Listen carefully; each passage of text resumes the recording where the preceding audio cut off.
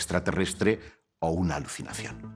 Antes de continuar, conviene recordar que no es la primera vez que las policías de diferentes países se ven comprometidas con un asunto tan aparentemente espinoso como el de los ovnis. En Argentina, el viernes 8 de mayo de 2020, a Luis Roger, comisario con una larga trayectoria dentro de la Policía Federal, le fue requerido un informe muy urgente acerca de actividad aérea anómala, solicitándole informar a esta superintendencia, antes de las horas 12 del día 11 de mayo del actual, información escrita, audio, vídeo o fotográfico de material producto de la investigación, información, denuncia o informes de guardia de todo lo vinculado a fenómenos aéreos anómalos, OVNI, fenómeno aéreo inusual y todo aquello que se referencie con este concepto, a sabiendas por parte de la autoridad de que los archivos de la Policía Federal, al igual que ocurre con los de la Guardia Civil, poseen un elevado número de casos del primer, del segundo y del tercer tipo. Pero hay más. Los cuerpos de seguridad japoneses han decidido crear un protocolo de actuación a la vista de lo ocurrido en los Estados Unidos y de cómo han crecido los avistamientos de objetos volantes no identificados y de sus supuestos tripulantes en la última década en el país del sol naciente. Pero hay más. Si nos remontamos en el tiempo hasta el año 1964, en la localidad de Socorro, en Nuevo México, el oficial de policía Loni Zamora observó una llama en el cielo cuando circulaba con su vehículo por las afueras de la localidad. Pensando que podría tratarse de algún malhechor, se acercó hasta donde había caído y una vez allí se encontró con un objeto brillante con forma de huevo y sostenido por 4 patas. Junto al mismo había 2 seres de pequeño tamaño.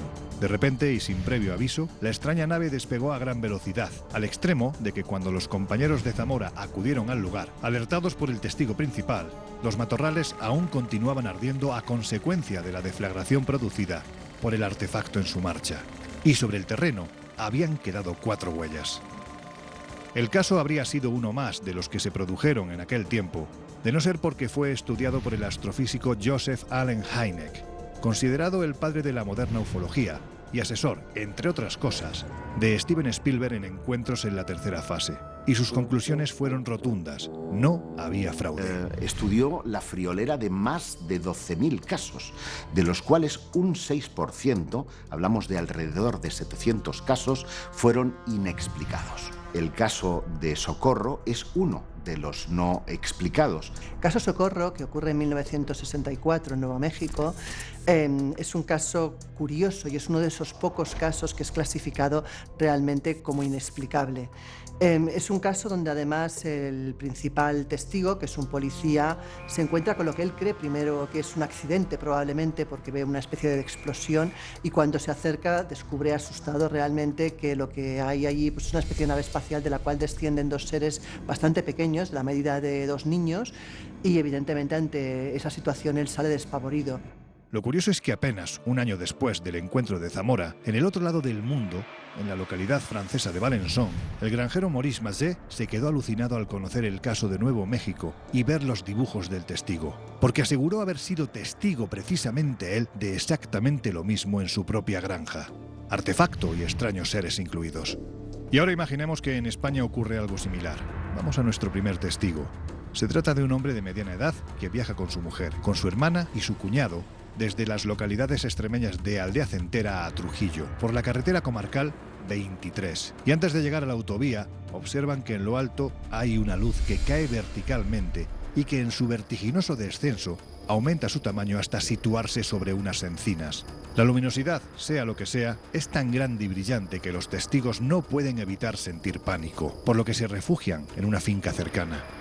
Bueno, pues la situación en el interior del vehículo se volvió tan tensa que incluso uno de los protagonistas pensó que había llegado el momento de bajarse y no solo eso, de disparar aquella luz.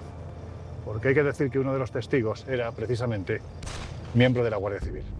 Y yo le dije a mi mujer, digo, Ana, digo, ¿eso qué va? ¿Qué? Yo me asusté un poco, al pasar por el puente justamente, al pasar por el puente. Y desde allí al otro lado, porque hubiera 1,5 kilómetros, donde se me apareció. Uf, cuando ya me veo que va bajando, y se me pone justamente en el cogollo de la encina, ¿no? Suponiendo que esté a esa altura, y yo aquí, pues ahí empezó, quieto parado, y era una luz inmensa, yo de radio que podía tener unos 300 metros quizás, de radio. Entonces, claro, yo me asusté, tiré marcha atrás, al mismo tiempo que tiraba marcha atrás, el aparato subía. Yo paraba, o sea, los mismos movimientos que yo hacía, tía. Estuve allí como menos de una hora. Y a la hora, yo ya que le vi una vez que ya pasó la autovía, entonces yo ya dejé de verle ya, yo perdí ya la luz. Era la semana, un vecino que tenía yo allí arriba, que era tío Juan, y estaba trabajando en la central nuclear. Y dice, mira Lorenzo, dice, allí hay dos chicos, dice, ¿no te importa que vengan, que se lo he comentado? Digo, no, a mí no tengo ningún problema de que vengan y me lo digan, que yo lo voy a hacer el comentario que yo he visto. O sea, no voy a decir ni más ni más menos lo que he visto. Y entonces me dijeron, dice, pues mira, ¿sabes lo que vamos a hacer? Que vamos a ir a ver. Y luego, dice, a la vuelta pasamos y te decimos algo. Efectivamente vinieron, estuvieron hablando conmigo y me dijeron que efectivamente había taller aparato. Había una rama partida en el suelo y luego había un rastro como cuando han pertigueado los campos cuando los harán para sembrar, pues igual, todo el rastro, un rastro grandísimo, o sea, un anchor, no sé, a lo mejor de 2 o 3 metros de ancho. Y yo les dije a los chicos estos que vinieron a entrevistarme, digo, mira, mi cuñado es guardia civil y él quiso tirar una pistola, vamos, tuvo intención, pero no tiró. Digo, hubiera pasado algo y dice, no hace nada. Si hubiera tirado, no hace nada. No es el único caso de este tipo que se ha producido en tierras extremeñas, pero pocos tienen los elementos de lo ocurrido en 2002 en la provincia de Badajoz, porque se encontraron evidencias físicas. Y lo que es más importante, el testigo fue a denunciar el hecho a la Guardia Civil, y estos, lejos de tomarse el suceso a broma, decidieron investigarlo. La periodista Lourdes Gómez lleva años estudiando estos asuntos, no solo por el interés personal que le despiertan, sino por su vinculación familiar con la Guardia Civil, para cuya revista estuvo trabajando durante un tiempo. Ahora se encuentra afincada en México, así que nos vamos a poner en contacto con ella, porque además, en su momento, investigó un caso realmente espectacular. Oye, durante tu estancia en la redacción de la revista de la Guardia Civil, ¿tuviste algún testimonio por parte de algún familiar? ¿O en alguna ocasión te han contado algo parecido, algún testigo? En mi experiencia, tanto como redactora de la revista Guardia Civil como familiar de Guardia Civil, he tenido la oportunidad de acceder a numerosos testimonios de profesionales de este ámbito que en el servicio en la noche se han encontrado con eventos de esta clase, con objetos voladores no identificados e incluso que han tenido la oportunidad de filmar, de grabar este tipo de sucesos. Algunos se investigan y otros permanecen en silencio. Vamos, si te parece al caso. Hay que decir que el testigo, pues no quiere hablar de este asunto, cosa que es perfectamente lícita, digamos que le provocó tanto miedo que ha preferido permanecer en silencio. Pero, ¿qué fue lo que te contó y qué fue exactamente lo que le ocurrió? El testigo, que tiene experiencia en el ámbito policial y en esos momentos trabajaba como guardia de seguridad en una planta de machacados de Garbayuela, en Badajoz, se encontraba una noche de junio del año 2002 realizando la vigilancia de este lugar cuando observa una luz muy fuerte de color rojizo en mitad de la noche y además se encontraba al interior del vehículo y notó como la radio del coche hacía interferencias extrañas. Al mirar hacia arriba pudo contemplar un objeto que dice que tenía el tamaño de un tráiler con forma de cepelín en las inmediaciones de este enclave y que a los pocos segundos salió disparado hacia el cielo, perdiéndose en mitad de la noche a una velocidad que no se puede explicar desde el punto de vista de nuestra tecnología actual. Fue entonces cuando decidió comunicarlo a la Guardia Civil. ¿Qué fue lo que hicieron entonces? Minutos después del suceso, cuando el testigo sale de la conmoción que le había provocado lo que estaba viviendo, llama a otros compañeros guardias de seguridad que estaban situados a algunos kilómetros de distancia para ver si habían observado el objeto. Los compañeros no habían notado nada anormal aquella noche, no sabían de este suceso, de este encuentro ovni. A la mañana siguiente, él, que sigue impactado, conmocionado por lo ocurrido, decide acudir al cuartel de la Guardia Civil y comunicar este suceso, este evento, a agentes de la Unidad Orgánica de Policía Judicial de la Guardia Civil con los que previamente, bueno, pues había tenido contacto y conocía. Estos agentes decidieron ir a ese lugar para tranquilizar al testigo, para que les explicara in situ sobre el terreno qué es lo que había ocurrido, cuál era el lugar exacto donde había visto ese objeto, y realizaron lo que se conoce en el argot policial como inspección técnico-ocular. No solo es el testimonio del testigo, sino revisar el terreno en busca de evidencias, en busca de pruebas relacionadas con lo que él estaba diciendo, que sustentaran, que apoyaran el testimonio. Y efectivamente encontraron esas plantas con una desecación, con una deshidratación que no era normal, recogieron esas muestras y bueno, pues además realizaron unas fotografías que forman parte de ese informe pericial, de las cuales se me proporcionaron 2 para que pudieran publicarse en la revista Enigmas. Claro, yo creo que la pregunta lógica llegados a este punto es ¿a qué conclusiones llegaron, no? En ese informe que yo pude leer, al que tuve acceso, no se habla como tal de una conclusión extraterrestre, de que sea una prueba de que nos visitan inteligencias de otro mundo o que existan los objetos voladores no identificados. Es un informe técnico desde un punto de vista científico, donde se cuenta qué es lo que dice el testigo, donde se dice que ellos han acudido hasta el lugar y que han encontrado en el lugar señalado por el testigo unas plantas que no son normales, que no es bueno, pues lógico que se encuentren en esa situación y que les parece muy extraño, que no han visto nada igual.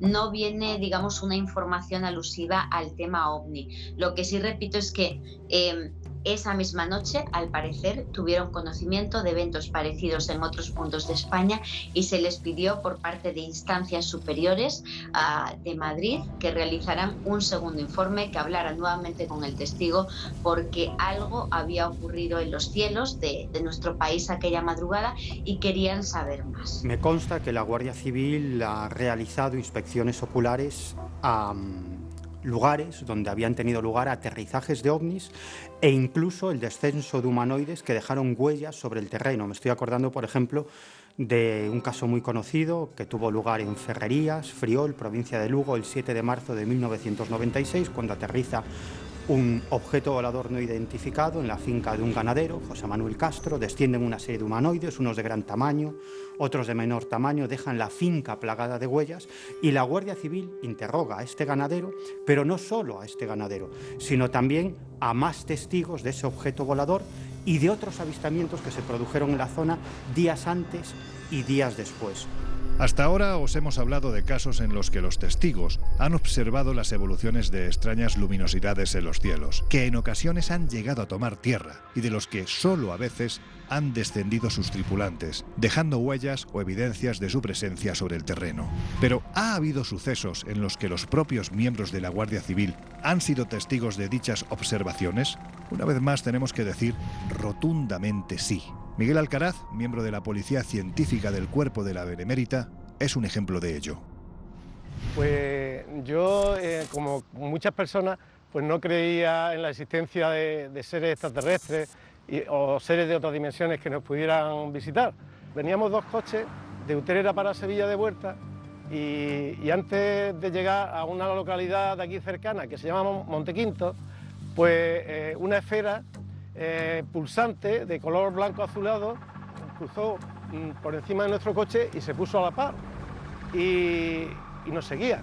Y cuando nosotros frenábamos, pues la esfera frenaba, cuando nos adelantaba nos esperaba, o sea, y fue hasta la entrada de Sevilla que esa esfera se dividió en 3 esferas más, la de arriba de color rojo y las de abajo de color azul, y al llegar a Sevilla pues se dividió en unos puntitos muy pequeños y desapareció. ¿Qué era aquello?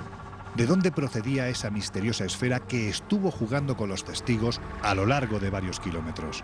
No lo sabemos, pero lo cierto es que no es la primera vez que esto ha ocurrido, incluso a miembros de la Guardia Civil, que aún siguen en activo. Nuestro siguiente protagonista lleva décadas prestando servicios en la Guardia Civil. Y sinceramente, después de escuchar su testimonio, me genera tanto ternura como inquietud, porque no tengo ninguna duda de que dice la verdad. Y si lo que cuenta es real, No nos queda más remedio que pensar que ellos, sean lo que sean, no solo están entre nosotros, sino que además juegan con el testigo independientemente de su raza, de su sexo, de su estatus social o, como es este caso, de su rango. Todo ocurrió en septiembre de 1989. Ese mes, Francisco Quevedo se incorporó a su primer destino como profesional de la Guardia Civil.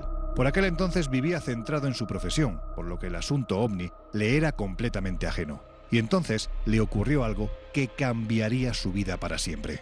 Paco, ¿tú cuándo entraste a formar parte de la Guardia Civil? El 1 de septiembre del 86 fue cuando entré en la academia. Me había examinado y había ganado la oposición en el verano anterior y desde entonces pertenezco al cuerpo, benemérito cuerpo de la Guardia Civil, sí. En septiembre del año 1989 tú participabas como parte de una escolta de un transporte especial. ¿En qué consistía? En aquella ocasión era parte de piezas de misiles, nos dijeron que iban a ser montadas, venían a Torrejón y iban a ser montadas en la base de Rota. Vosotros cuando hacéis este tipo de escoltas no son días de broma, pero aquel día entiendo que no era un día para bromas. No. Allí tienes, son servicios muy... Si todo el servicio de la Guardia Civil es de cuidado, este es con un extra de cuidado porque llevan material muy complicado, material de guerra. Y de repente, a eso de las 21:30, a la altura de Oropesa, sí, te quedas mirando la luna y ¿qué fue lo que ocurrió?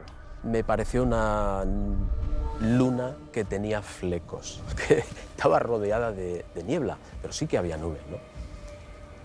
Yo le comenté al cabo que se había dado cuenta que luna más rara. Y me dijo, bueno, la luna es la luna, tú a lo tuyo, conduce que tenemos un servicio por delante. Cuando mira por el retrovisor es consciente de que él no ha sido el único testigo, sino que hay otro camión militar que también ha sido testigo de esa especie de fenómeno. El caso es que cuando él intenta, en el cambio de guardia, detenerse y hablar con el resto de militares para comentar el tema, el cabo en cuestión les dice que se vuelva a su coche y ya no se da lugar a poder comentar nada al respecto. Era final de septiembre, era el día 27, lo recuerdo porque la semana siguiente aquello pasó, como bueno, pues una luna extraña, como dijo el cabo, ¿no? Y estando de puertas, la semana siguiente, cuando quise ver cómo caía la patrona, el 12 de octubre, estaba calculando mis días libres y demás. Era un calendario lunar, tiene las fases de la luna pintadas. Y me llamó la atención que el día 27, a esa hora, sobre 9:15, 9 por ahí, no había luna. Pero es que además la luna era nueva, no era llena. Entonces, si no era la luna, ¿qué era? Pues eso me pregunté yo y aquello me consternó de alguna manera, me preocupó profundamente porque yo sé que había visto la luna que no podía estar según el calendario. Claro. El día siguiente observé el cielo y efectivamente, sobre las 2 de la tarde era cuando había desaparecido en el horizonte. ¿Qué era? Pues la verdad es que a día de hoy no tengo una respuesta clara. No la tuve tan clara hasta que al año siguiente cambié de destino y me encontré con un chico, con otro guardia en un pueblo de Toledo. Por casualidades de la vida, me contó una historia en la que él, hacia Talavera, vio caer una tarde una esfera roja.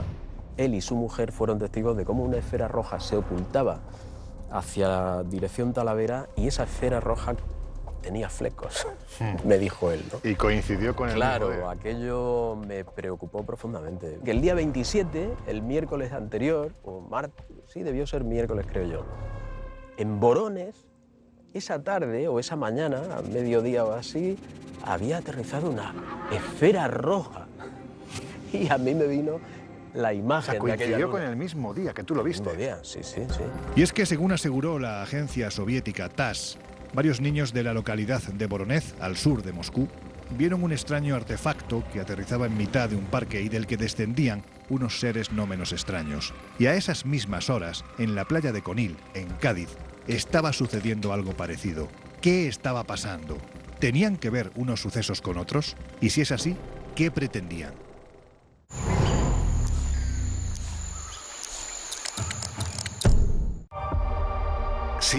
son eléctricos.